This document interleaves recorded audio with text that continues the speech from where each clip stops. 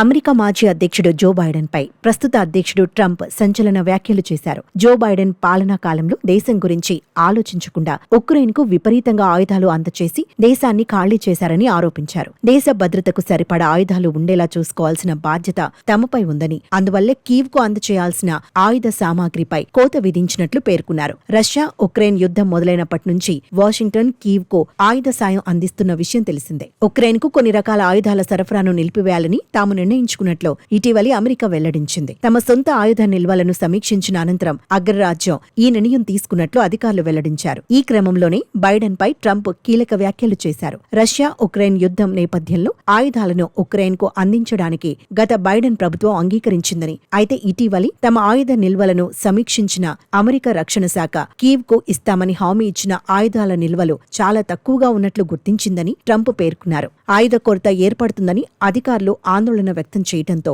ఉక్రెయిన్కు పంపాల్సిన pending షిప్మెంట్లను పంపించొద్దని నిర్ణయించినట్లు తెలిపారు.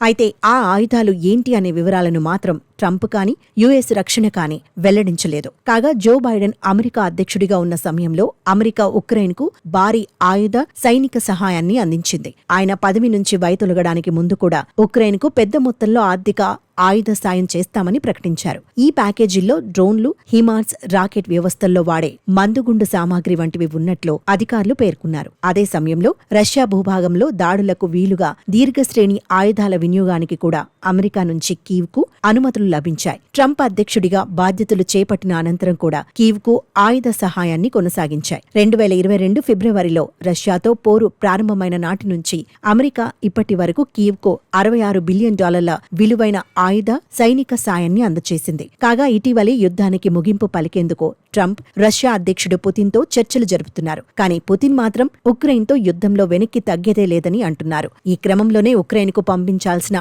ఆయుధాలను పంపలేమని అగ్రరాజ్యం తేల్చి చెప్పింది.